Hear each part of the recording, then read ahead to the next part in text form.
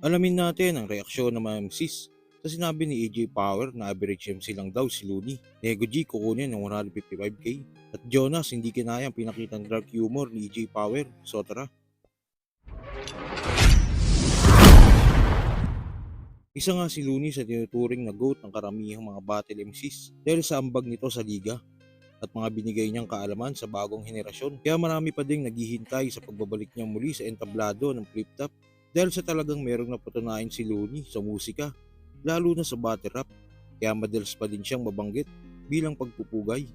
Pero sa labang Shea vs EJ Power, tila nagulat ang lahat nang tawaging average MC ni EJ Power si Looney.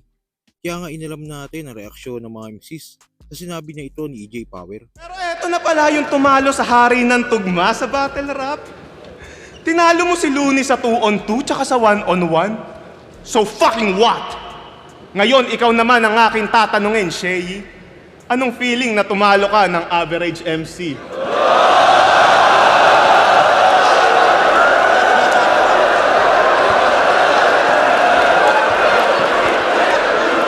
MC.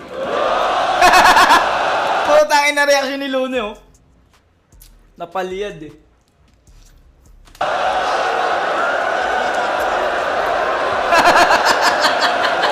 Mamamay pa eh.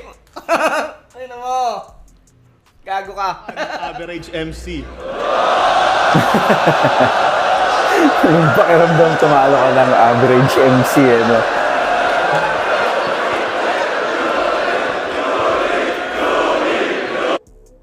Parang may lisensya din si EJ sa mga ganitong klaseng banatan, no? Dahil, ewan ko, siguro obvious naman yung yung sarcasm. Tsaka hindi rin nag-react ng hindi maganda yung tao. Kumbaga parang gets din nila na parang yun nga, sarcasm siya. Tangina si Looney, average MC, no? Ano pa kaya ako? Puta. Average MC. Yes, sir!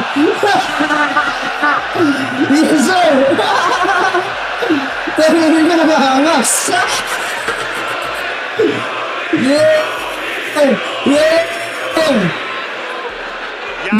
Ganun dapat! Yan na tumalo ka ng average MC. Oh, natawa si Looney! Natawa si Looney! Okay. Nag-aabang na si Looney nagsasabihin, no? Tumalo ka ng average MC.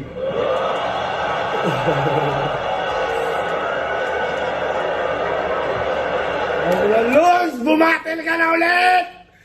Isa lang! Ay na, ayaw na kasi bumatel ni Luz. Tumalo ka ng average MC.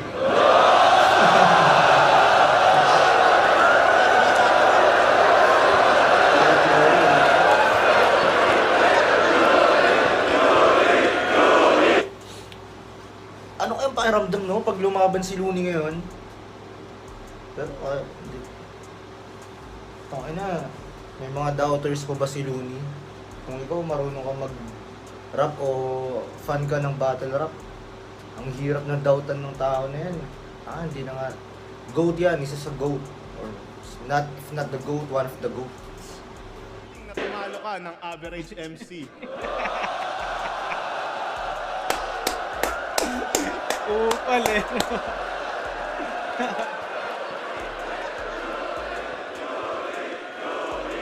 Looney, fucking GOAT, man.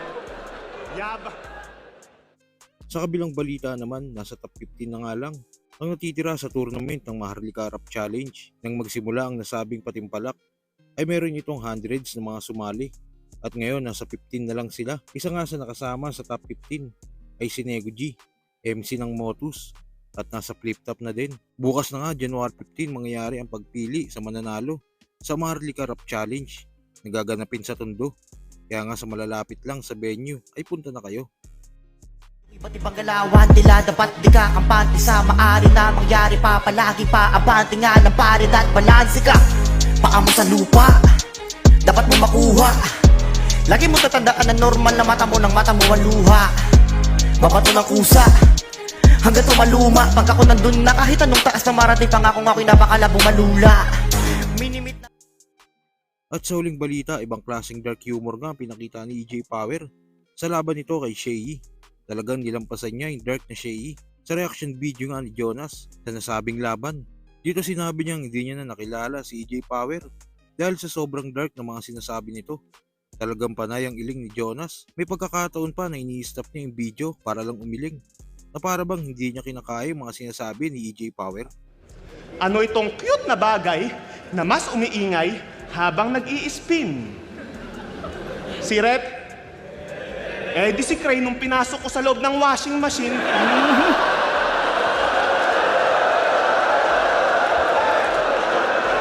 Tanginan gago. Walang ya si EJ dito. Higing kamukha na nung yaya. Yung asawa mo, reklamo ng reklamo. Makakasama pag wala yung anak ko at asawa.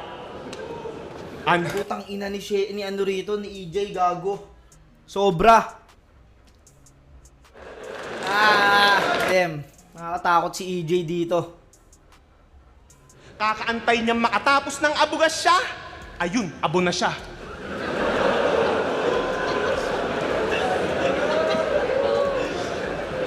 Damn, sobrang sama ni EJ Power, putang ina.